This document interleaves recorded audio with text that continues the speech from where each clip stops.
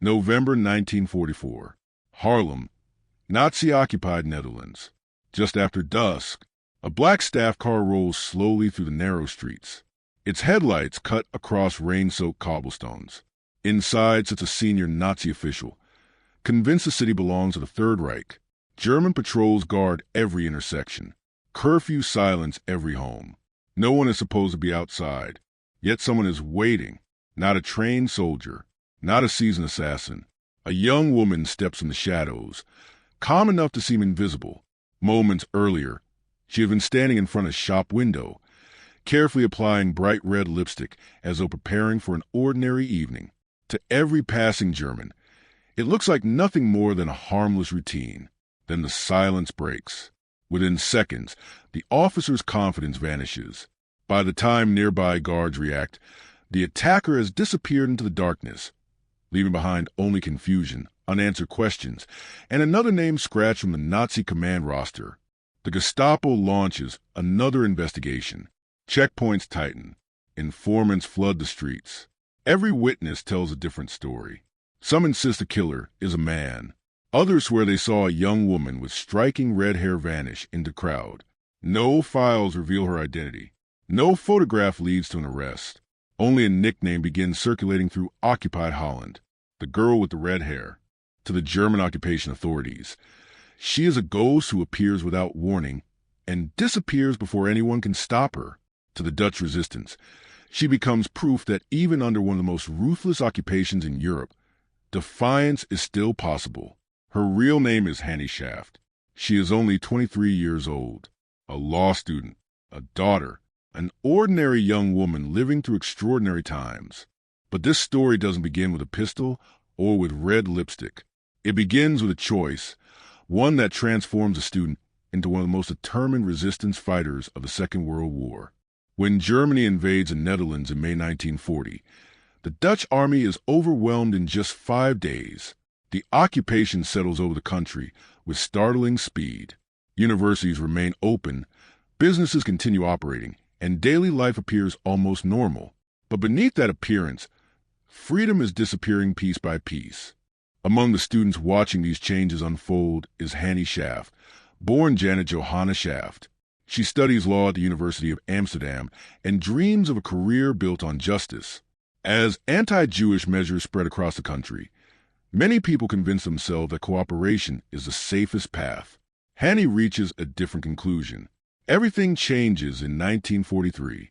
The German authorities demand that Dutch university students sign a declaration pledging loyalty to the occupation and promising not to resist. Signing means continuing their education. Refusing means expulsion and possible persecution. Hannie refuses. It costs her the future she has spent years building. Returning to her family home in Haarlem, she quietly searches for ways to fight back. Through trusted contacts, she is introduced to members of the Dutch resistance. At first, the assignment seems small. She delivers messages between safe houses, carries forged identity papers, and helps transport ration cards to people living in hiding. Each mission carries enormous risk. German patrols search trains without warning. Informers work in nearly every town. One mistake can expose an entire resistance network. Hannie's appearance becomes one of her greatest advantages. She looks exactly like the kind of young Dutch woman German soldiers have learned to ignore. She rides a bicycle through occupied streets, carrying documents hidden inside everyday belongings. To passing guards, she appears to be another student trying to survive the war. In reality, every journey may determine whether someone lives or dies. As the occupation grows harsher, so does the resistance. By 1944, deportations of Dutch Jews have devastated communities across the country. Public executions and reprisals become increasingly common. Resistance groups conclude that simply hiding people is no longer enough. Certain collaborators and occupation officials are directly responsible for arrests, torture, and executions. Those individuals become targets. Hannie volunteers for increasingly dangerous operations. She never works alone.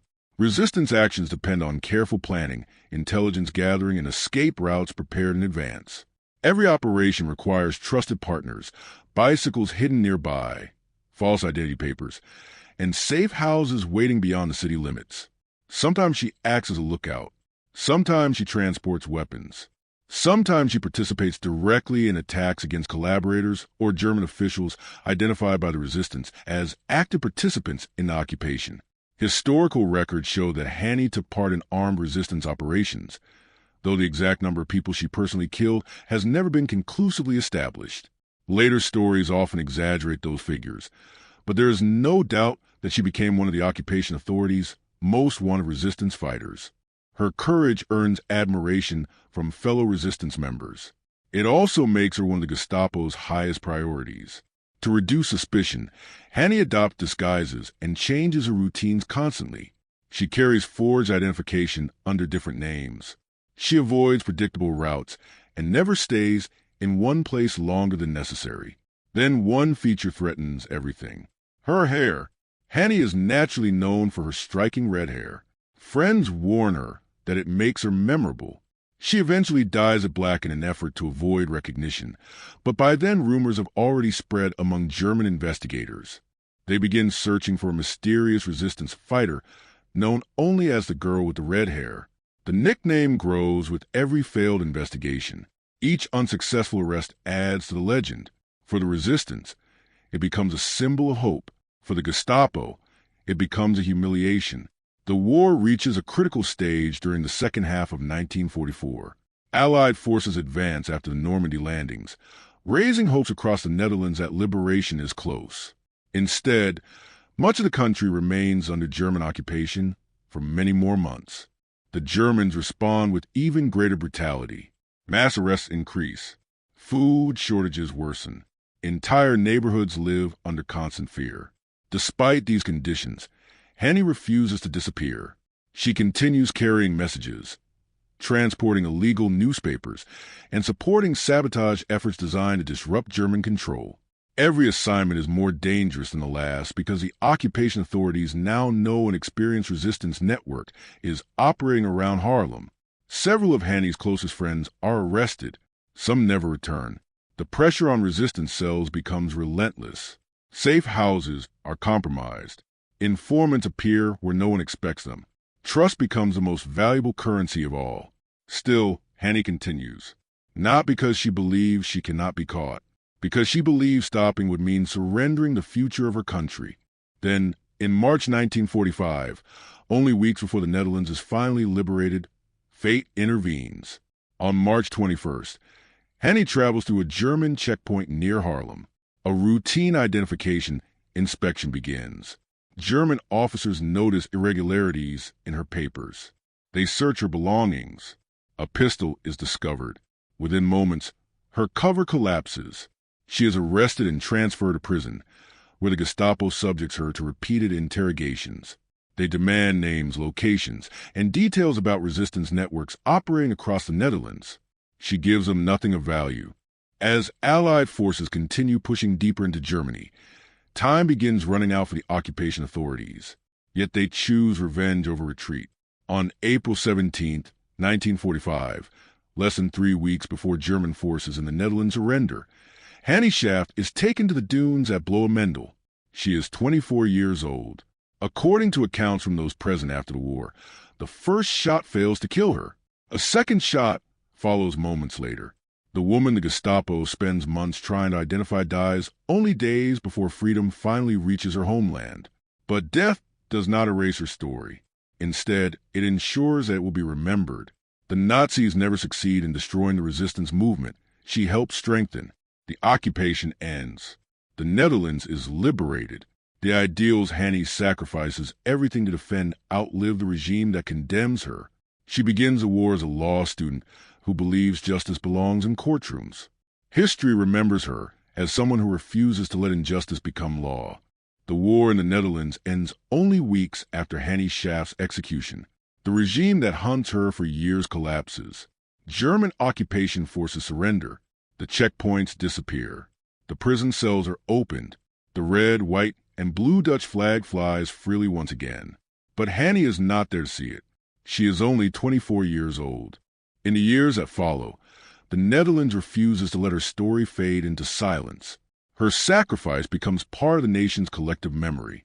She is reburied with full honors, and those who fought beside her remember not only her courage, but her unwavering sense of justice.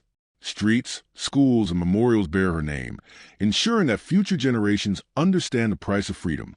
Yet Hannie's legacy is larger than the operations she joined or the risks she took. She never sought fame. She never expected to become a symbol. She was a law student who believed that every person deserved dignity and justice. When those ideals were stripped away by occupation, she made a choice that changed the course of her own life forever. That choice came at an extraordinary cost. History often measures war by battles won, territories captured, or armies defeated. But occupations are resisted one decision at a time, by ordinary people who refuse to accept that fear should dictate how they live. Hannie Schaft reminds us that courage is rarely loud. Sometimes it is quiet. Sometimes it rides a bicycle through occupied streets.